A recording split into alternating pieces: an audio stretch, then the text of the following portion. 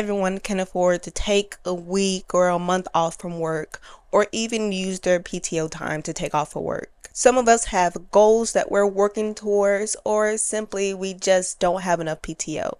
Because of that, when scrolling through the internet or on YouTube for burnout advice for people with a full-time job that cannot take off of work, the advice is kind of geared towards people that have a remote job, or freelancers, or people that are content creators that work for themselves. So I decided to make my own sets of rules and tips to help me, and I've been using them for weeks, and I can say they actually work and I feel much better. So I decided to make a video sharing these tips because there might be someone out there that's just like me, someone who has a full-time job, someone that is not working for themselves, someone that cannot take off of work or anything like that, who is looking on YouTube for tips on how to recover from burnout while still working their full-time job. And like I said, I tried these tips. These tips actually work, and it doesn't really cost any money.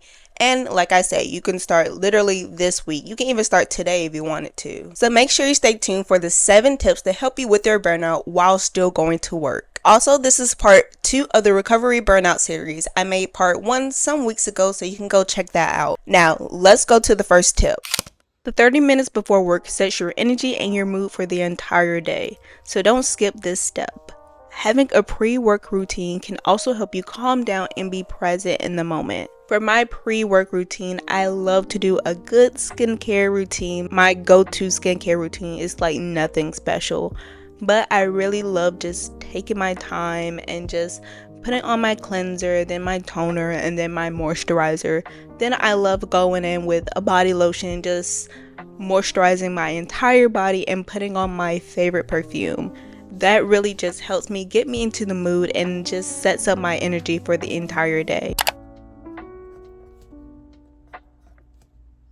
Depending on your job, this tip might not be so possible, but try to make that first hour as calming as you can.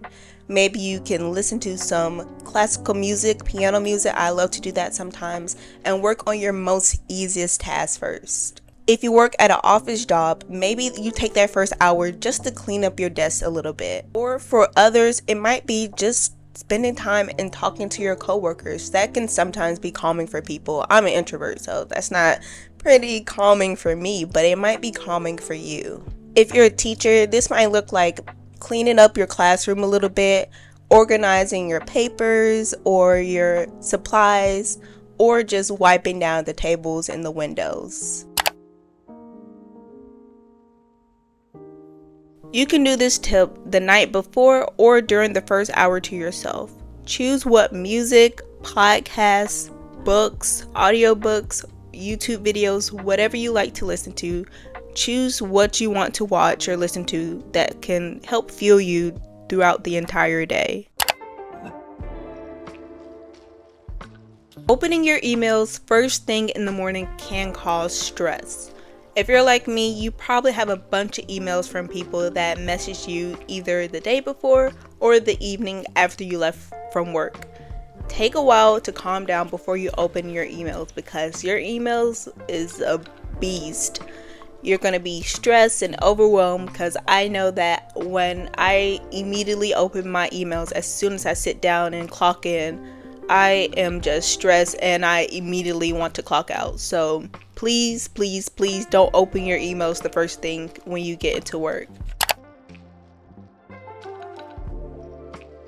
Moving your body, it doesn't matter how long you move it, really helps relieve stress and helps you relax, and it stretches your muscles and your joints and all those things. Because if you're like me, you probably have a sedentary job. You're probably sitting at a desk all day, whether you're working from home or you're in a physical office. You're probably at your desk all day. It's good to get up every 2 hours or so and just stretch your legs. Movement also reminds your body that you're human, not a machine. I know AI is taking over, but honey, we're not AI. You have to get up and move your body. Like I said, try to do this every 2 hours or so. And for me personally, I like to walk around outside the building for about 15 to 20 minutes. It depends on how stressed I am.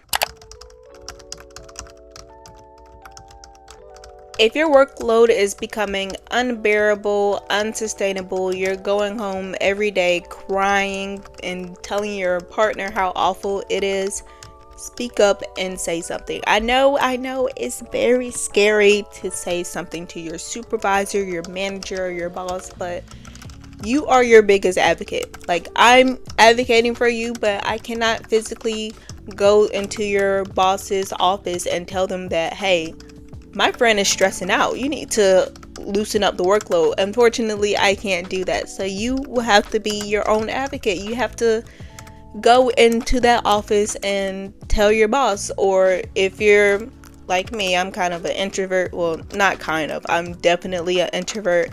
I'd rather just send, a little quick Teams message, a little quick email, and just telling my boss how I feel. That is also advocating for yourself, and that's also speaking up. So I want to tell you a short story. For the past, I'll say about 6 to 8 months, my job got really, really, really stressful. We suddenly got a lot of stuff to do, and the majority of that fell onto me. I got so overwhelmed and stressed out, reasonably so, because it was a lot of work. And so I kept telling my boss / my supervisor, hey, this is a lot of work. I can't do this. I can't handle it. I can't do this, whatever. At first, he didn't take it seriously. He's like, that's not a lot of work. Or he was listening. Well, he was hearing me, but not listening to me, and kind of brushed it off to the side.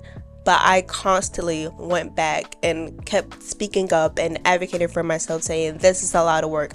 I don't think I can handle this. This is a lot of work, etc., etc. I advocated for a month, and sometimes you might be advocating for months, saying that your workload is too much. Eventually, I advocated for myself so much that he finally listened to what I was saying and actually saw how much workload I had, and decided to take some of the workload off of me and put it onto another person that did not have nearly as much workload as me. So like I said, it might take months for you to advocate for yourself. You might have to go to your boss multiple times. Every meeting that you guys have, you can bring up that you are stressed and you need some of this workload taken off you. They may get annoyed, they may not take it seriously, but you know yourself better than anyone else. You know what you can handle.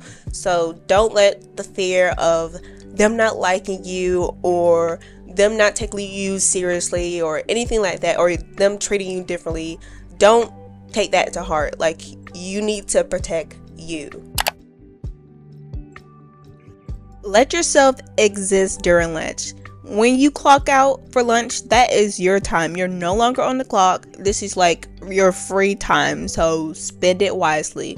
Turn off Teams. I love to put my phone on Do Not Disturb. Honestly, I have it on Do Not Disturb all day, but especially during lunch, because I'm disconnecting, I'm breathing, I'm relaxing, and I'm doing what I want to do for the next 30 minutes to an hour of that lunchtime, because that's the only time I really have to myself during the day. Somebody sends you a message, don't reply until you're back on the clock, because your lunchtime is your time. You're off of the clock, so spend that time to yourself. I love to just watch YouTube videos, listen to podcasts. I love to eat my lunch in my car, because it's my little safe space. And honestly, in my car, I take me a little quick nap, because I be tired sometimes. I be exhausted sometimes.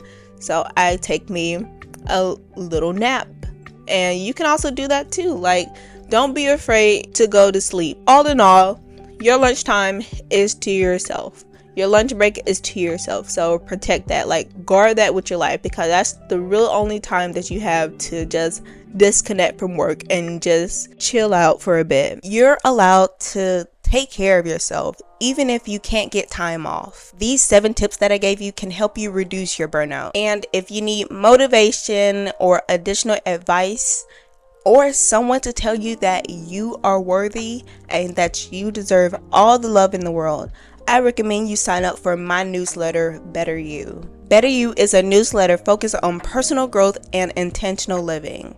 Don't worry, I don't spam your inbox with all these emails. All I send is one email a week to help you and to give you motivation. Also in my newsletters, like the tip before, I said create a playlist or put together some kind of list of the books you want to read, the YouTube videos you want to watch, the podcast episodes you want to listen to, etc. In my newsletters, I include the books that I'm reading, the podcasts I'm listening to, and my favorite song of the week, so you can take inspiration from that. If you want to sign up for my newsletter, which you should, just click the first link in the description box and in the comment below. If you enjoyed today's video, you're going to enjoy the next one, which we're going to continue with the burnout recovery series and talk about hobbies, because we Americans, and basically just everyone, we need some hobbies. So make sure you're subscribed so you can know when the next video comes out. But until that video comes out, be sure to watch part 1 of the burnout recovery series. It should pop up on the screen. Anyways, I'll see you in the next video.